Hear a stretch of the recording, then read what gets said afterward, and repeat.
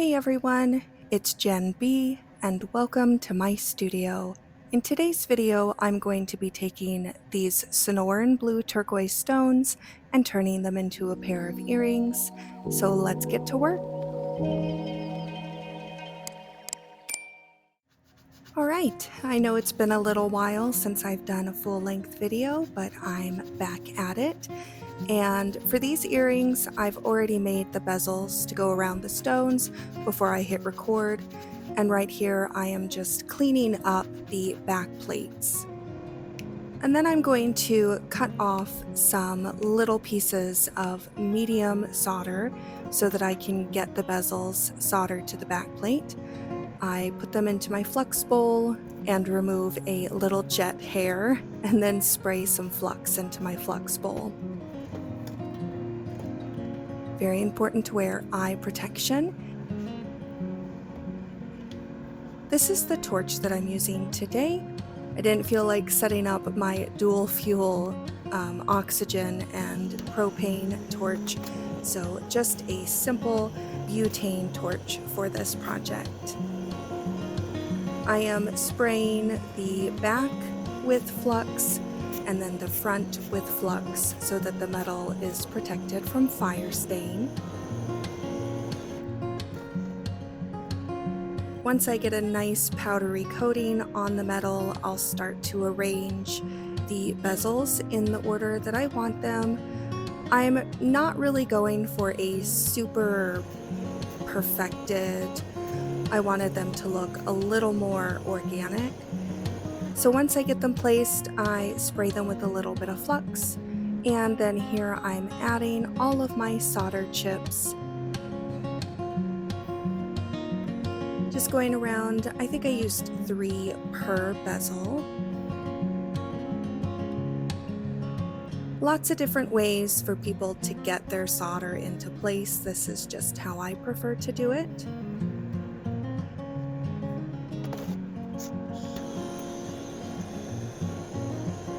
I'm using my pick to make sure that the pieces are up against the bezel wall, and then I am aiming my flame so that it goes under the back plate and bounces up off of the reflective soldering surface so that the metal gets heated up and I'm not focusing my heat on the bezels, which would melt them. Once that solder flows and I've done the other earring, I'm going to make some little balls. I figured out what size I wanted and then just cut up some scrap metal that I'm melting and turning into the ball embellishments.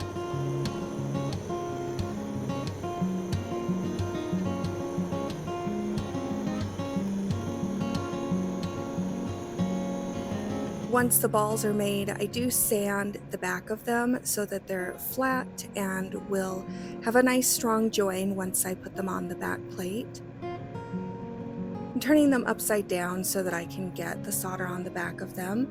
I'm going to practice my stick soldering technique using wire solder. And wire solder looks just like sterling wire. And so here I'm just putting 2 bends into the wire solder so that I know if I pick it up off my bench that it is solder and not sterling silver wire. Alright, so I've got the solder in a pair of cross-locking tweezers, and then I'm going to heat up the balls, get flux on them, zoomed in here so that you can see a little better. And once the balls are up to temperature, all I have to do is tap the wire solder onto it, and a little bit of solder will melt onto the back of the balls.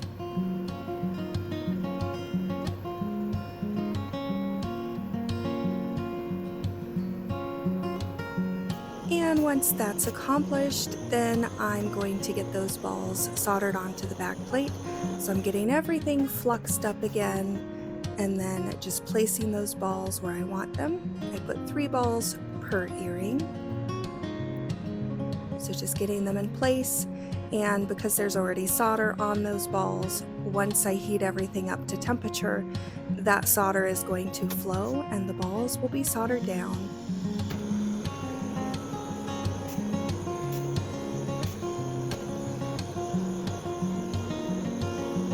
Now just cutting out the excess back plate, I decided that I didn't want a little lip all the way around the earrings. I just wanted a nice clean look.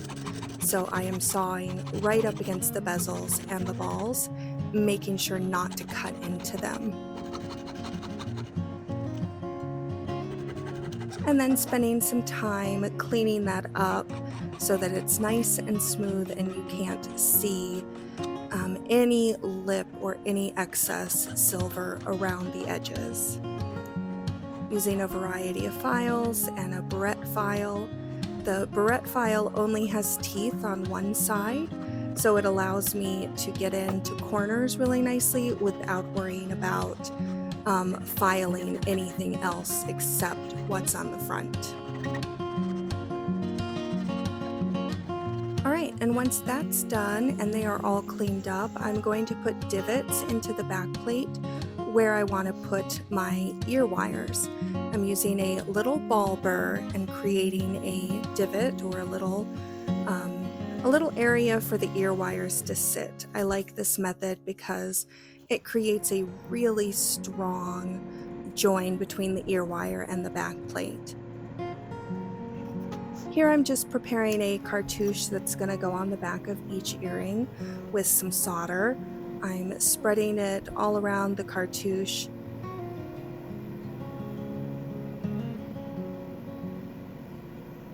And then I'm adding a tiny piece of solder to the end of each ear wire.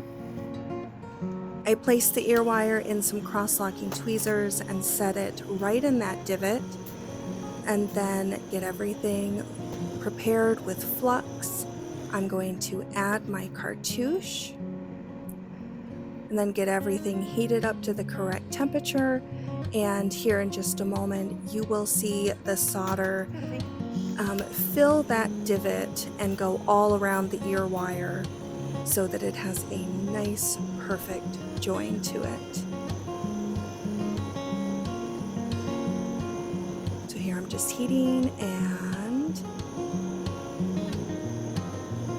right here you see that solder flow.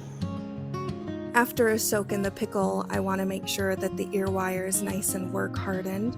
So I am using some parallel pliers to twist, straighten the ear post, and work harden it by just twisting the wire back and forth.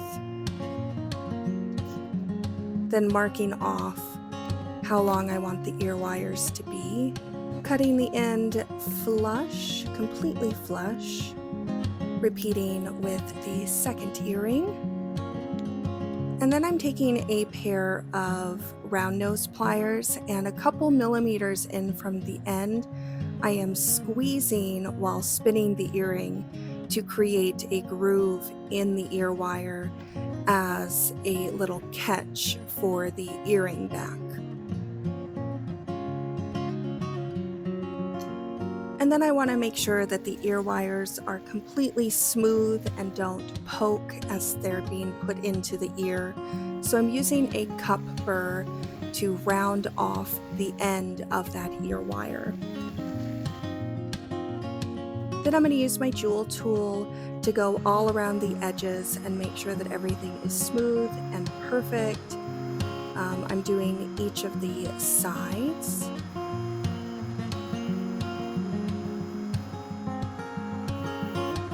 And then using a radial disc brush, I'm going to do the back.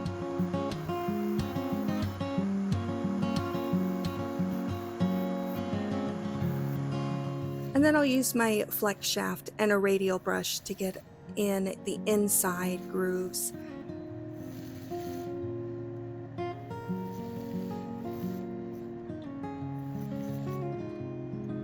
Once I've patinaed everything and put them in the tumbler, I'm going to set the stones using a little bit of sawdust because the bezel wires that I used were a little bit higher than I needed for the stones. You can see there's a really interesting triangle that came out. The polishing medium that I used after it was in the tumbler was just hitting that middle portion and took off some of the patina and left this really cool little triangle. Okay, so here are the finished earrings. They came out really cute.